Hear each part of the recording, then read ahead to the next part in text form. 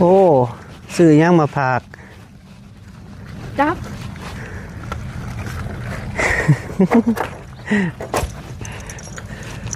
มาหาน้องบ่ถ้ามาเลี้ยงไฟฟ้ามาเล่นน้ำน้องไฟฟ้าบ่โดยพอดีแหละไปกินข้าวน้ำพึ่นไป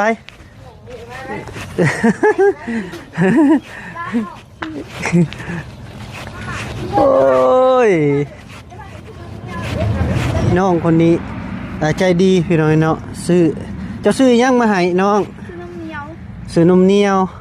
เพิ่นมักเนาะนมเหนียวเนาะจะซื้อเท่าไหร่ละ15,000เอาเงินให้เจ้าเลยเขาซื้อมาให้หน่อยโอ้มาให้แพงพี่น้องเนาะเขาอ่อนบ่มันก็อยู่ในฝนคืออ่อนอยู่สิได้คือว่าปั่นกับบุกฮะแทงก็ต้องเป็นมิตรกินข้าวกับยังแหละบอกเพิ่นแหละปองปลาข้าวกับปองปลาเมื่อเอาปิ่งมัน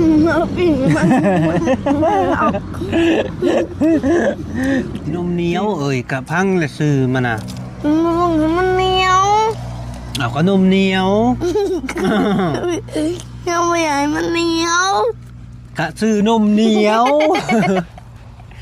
คือไม่ใหญ่เดียวกะซื้อมันนมเหนียวจะเบิ่งไว้นี่นะ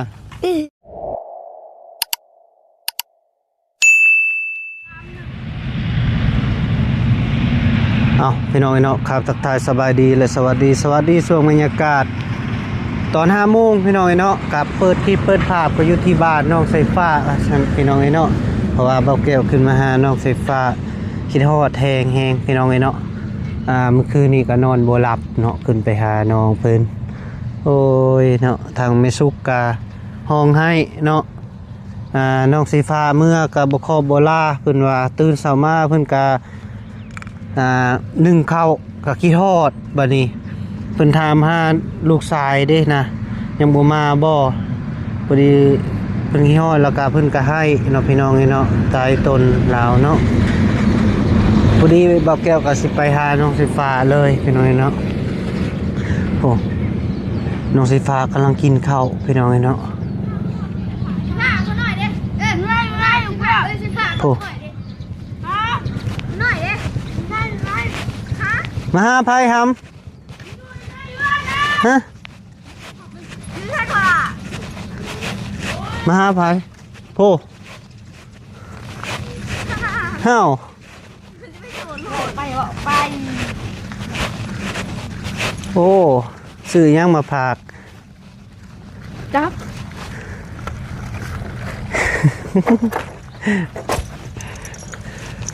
มาหาน้องบ่ถ้ามาเลี้ยงไฟฟ้ามาเล่นน้ำน้องไฟฟ้าบ่โดยพอดีแหละไปกินข้าวน้ำพึ่นไป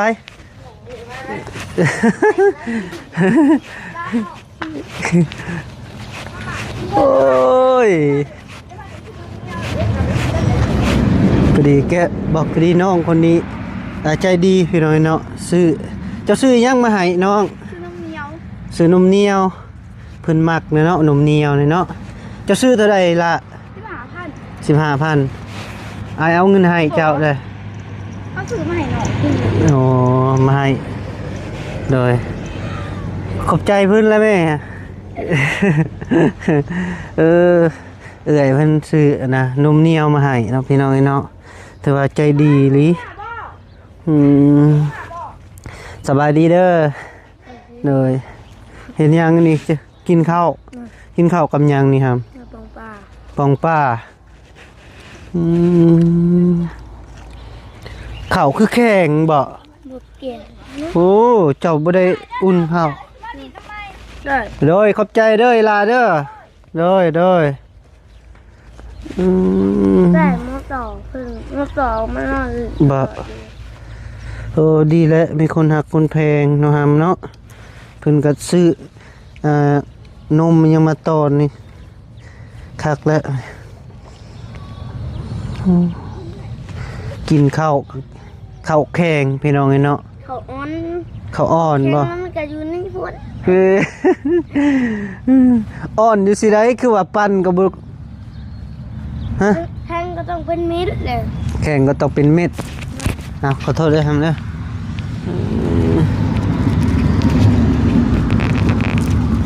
เป็นยังวะคิดโอ้คิดฮอดขอกอดก่อนนอนเอ้ยไอ้นอนบ่หลับเด้ฮะเมยไอ้คิดฮอดเจ้าแหงดีเลย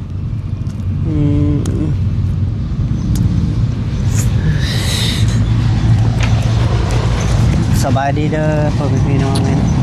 พอดีบอกแก้วขึ้นมาหาน้องไฟฟ้าพอดีเปิดคลิปแล้วก็เห็นเอื้อยของน้องต้อน้องพี่น้องเนาะเพิ่นซื้อซื้ออีหยังมาตอนนี่ครับนมเหนียวเพิ่นว่านี่นมเหนียวเพิ่นซื้อมาให้เคยกินอยู่บ่ครับฮะจะเคยกินบ่กินข้าวแล้วก็กินนมมานี่โอ้ข้าวเพิ่นบ่ได้อุ่นอยู่บ่ได้อุ่นซ้ำแล้วคือซุปกินฟองปลา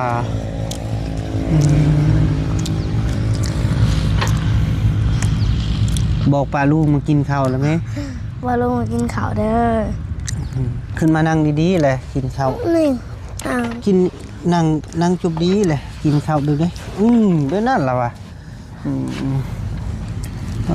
เมื่อเห็นทิ้งกินข้าวกับยังเลยบอกเพิ่นเลยปองปลาข้าวกับปองปลาเมื่อเอาปิ้งมันปิ้งน้ำมันมูสิถึกนี้ถึกมือหลอกเลยได้นี่เนาะโพงเนาะบ่เจ็บบ่เจ็บคือเก่งใช่ป่ะเราโดนเจ็บเลยกี่ห่อมือขี้ดื้อจะบ้าตามหัวเขาไอ้จะแป๊บแซ่บบ่ครับนี่ก็มีแปลวเฮาไปตามเล็กอันมั่วซั่วจิบัดเฮาตามมื้อแรงเจ้าสิกินหยังโอ้โหเด้อปิ้งกระปูปิ้งกระปูหน่อยอุ่นเด้อข้าวเด้อกับข้าวโตไอ้ซื้อนะข้าวกิโลนะ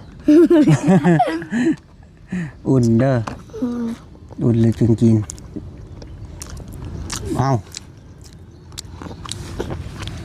ข้าวติดซิงไม่ยังบ่เคยเห็นปองป่ายังคือบ่มีหยังเมนูเป็นอะไรปลาซาคืนบ่คือเป็นมันเกิดนำบ่ในซองมะเขือเทศเป็นหยังครับมันก็บ่มักเล่น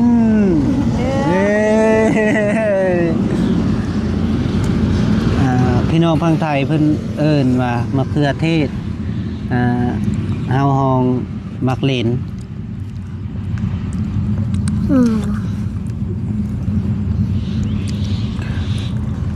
ปลูกบ่ผักอาสิพาปลูก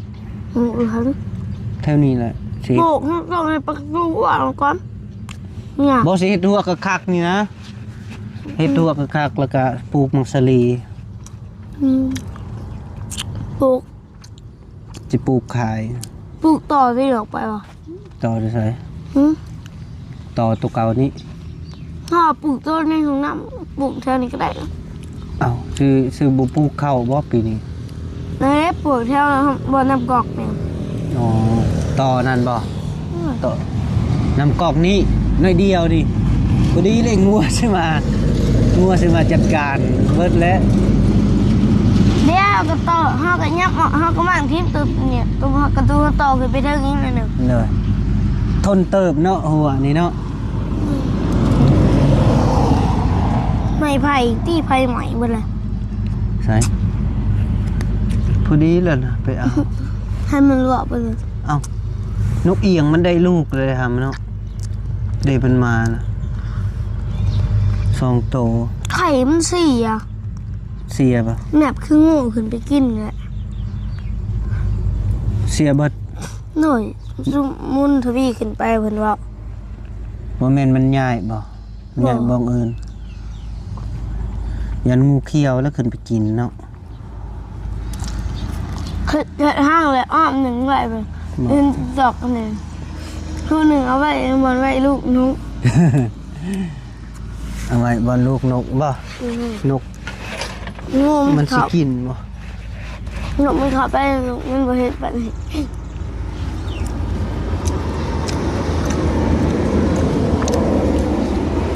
กินในร้ายฮะมื้อจึงใหญ่ไว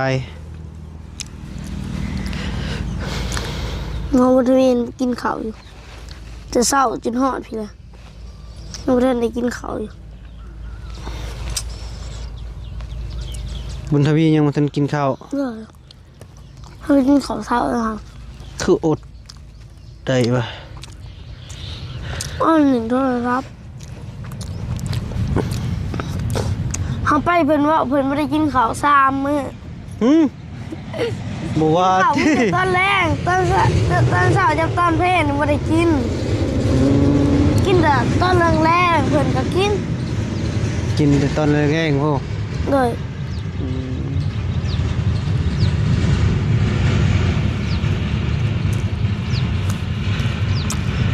จักซ้ำได้มีเต็มแผกเข้าไปจนเจ้ามือเขามาไม่เหลือแต่กระเป๋า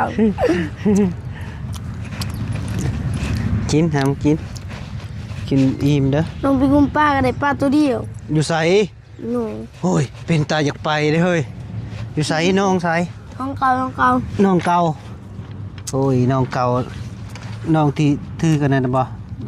มันเป็นน้องหนามันบกเลยป้าคนใหญ่ของมือ ฮะ ป้าใหญ่บุ๋มเนี่ย มีแต่ปลาน้อย เลยทำมือ ปลาทูก็มีบ่ มาดูมีมาดู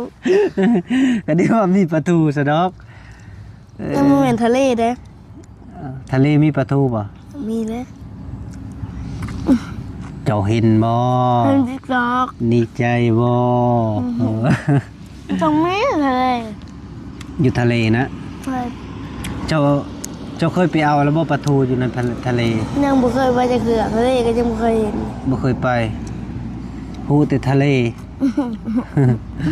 น้ำทะเลจะเห็นละ อืม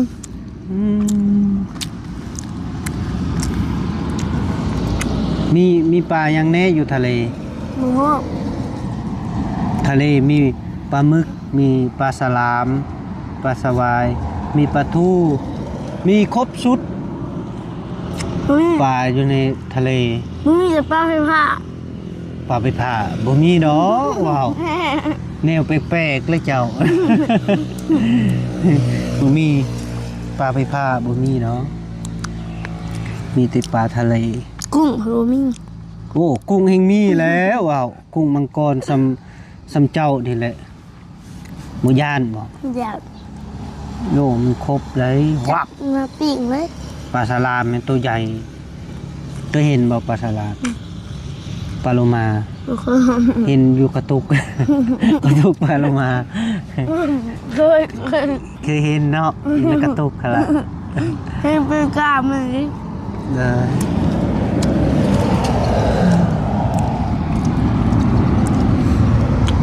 มันมีเวลาว่างๆอาสิพาจะไปกินนั่นหมอกระทะ มองกันละเมื่อกี้นี่ได้มองกันฮะเนาะ ฮะ เมื่อกี้ก็ได้มองกันละ เอาสิพาไปกินเด้ ม สิ อง น กัน ดา ละ ด เลย สินดาดเอากระดาษใส่หมอกระทะเจ้าสิบุดาดบ่ไปกินดิบดิ ดาด กระดาษบ่ ดาดเลย ในใจเห็นบ่ ให้กินพัก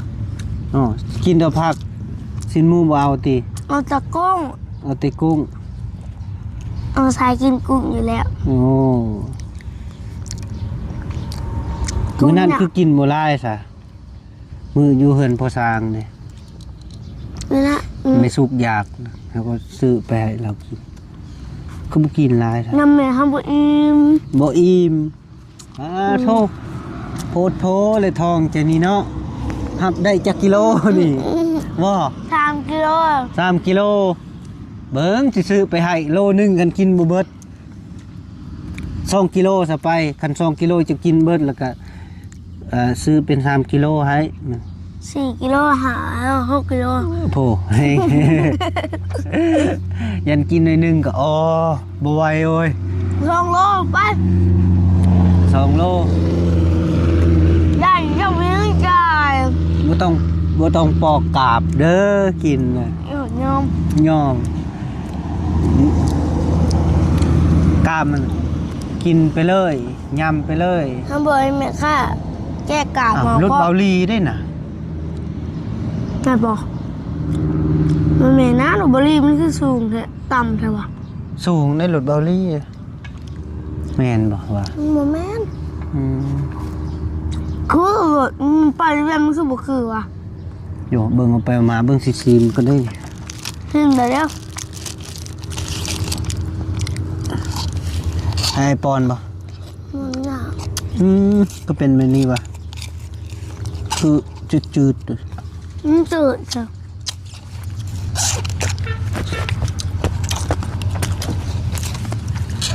จืดด้วยมัมเลยไปอยาก เอานี่กินดู ยังไม่ ลองมาดู มา ปุ๊บว้าแสบบ่ เรียน เค็มขมเนาะมันเป็นกาแฟดูนมเหนียวนั่นเป็นกาแฟเด้นะกินละเมื่อยได้นี่อายบ่มักเลยกาแฟบ่เคยกิน โบสานนั้นกินทุกมื้อ โอ้บ่เว้าเลยแล้ว เราเห็ดเวียกมื้อเด้ เราเฮ็ดเวียกเมื่อยเนาะเราก็กินนั่นแหละคันมีแฮงกินอิ่มละ คืออิ่ม ทำมือเบิดเอาเหนื่อยฟอง อ้าวกินนะอ่ะ กินยังได้ เด้บวงตักเอา เอาดำซีมก้อนดำบุกมันมีเลยวะแตกเนาะมันนี่เห็นตัวอยู่นะ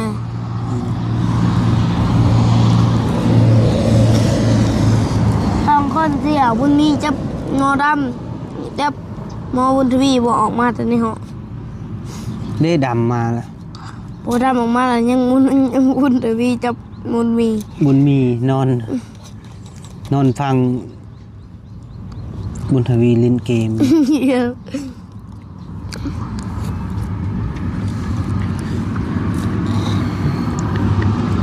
กินไว้ใหญ่ไวๆเด้อ มันเหนื่อยพังมันเหนื่อยเฮ็ดเวียกอะไรบอกคุณมีมันกะขึ้นไปรังข้าวไปนอนเฮา อืม ขึ้นไปรังข้าวหมุ่งห่อแล้วนำชิมวยเอาปากแล้วเรียมสักบาท ทุด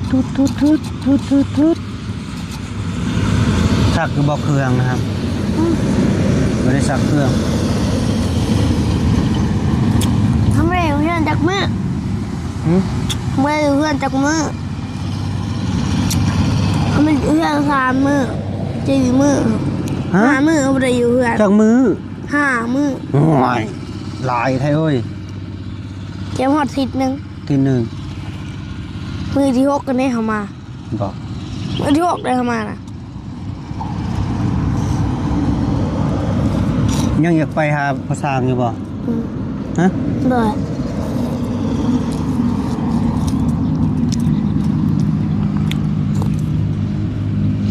จะให้แม่สุกขึ้นมาเยี่ยมเจ้ามัน มือได้มือนี้ มันน่าพอแหล้ว เอาว่ามือนี้สิเราให้เราขึ้นมามือนี้ก็ได้ วันนี้ก็ได้ เลย วันนี้เพิ่นไปดองได้ ไปดองเขาก่อนไปดองไผ ดองพี่น้องเราแล้วพอสร้างก็ไปคั่วงัว สิ้นงัวมาให้กินหน่อยติ โอ้ เจ้าก็โทรบอกเพิ่นแหละ เธอบอกว่าได้ โทรบอกว่าพอสร้างผากสิ้นงัวมาให้ลูกกินแด่ผากบอกปะนุ พอละผักสิ้นงัวบอกแก้วมาให้ลูกกินแน่ โอ้ อยากบ่ เด้อ โอ้ยวานนี้นะคันจะอยู่พอดีแล้วได้กินซีนบักลาย กินยัง ซีนงัวซีนควายนั่นแหละอายจนบ่อยาก มีขีดเป็ดนะวะ นี่ ว่านี่เขาก็อยู่เมื่อวานนี่เขาก็อยู่ได้ อยู่นั่งตอนแรง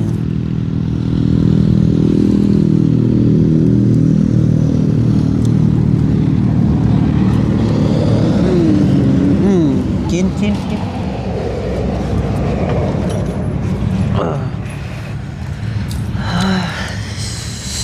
แล้วเราบอกแกเอา ฮะ เอา บ่เจ้ากินโลด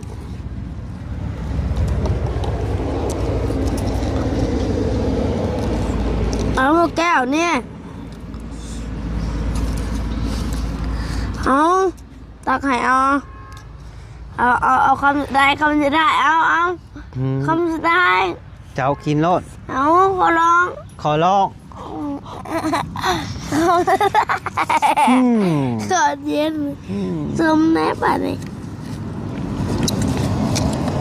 มันคือเหนียวเด้อวะมันเป็นยังแซ่บปะ เย็น ถ้ามาหมักน้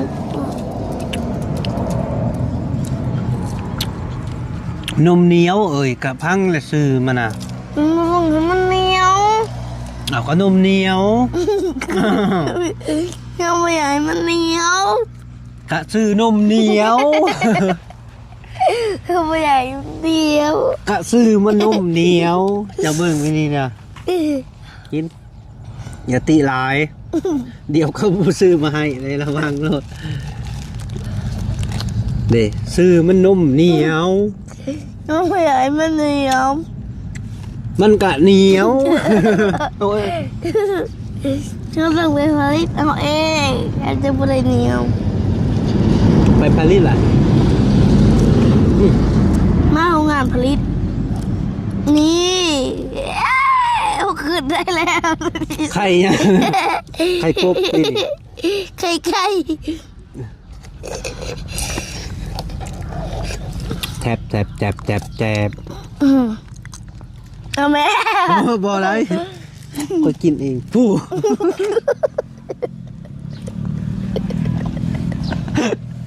โอ้บ่ได้เรื่องเลยดิ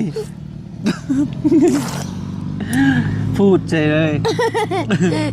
ปุ๊บ จบแล้ว เล่นบ่โอ้ หมวกเกี่ยว บ่เกี่ยวที่ไหนตัวเองพูดหมู่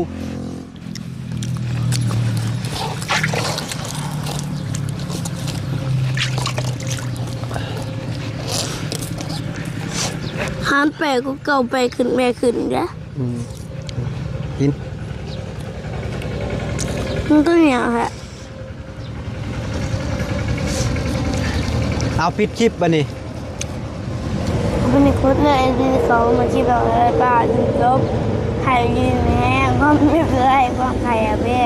คือเอาไตตัวคนหนักคนแพงแล้วมันด้วยค่ะ โดยสาธุโอ้เนาะ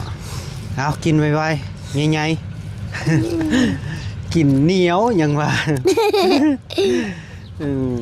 ต้องผลิตเอาจังบริเหนียว ชึบ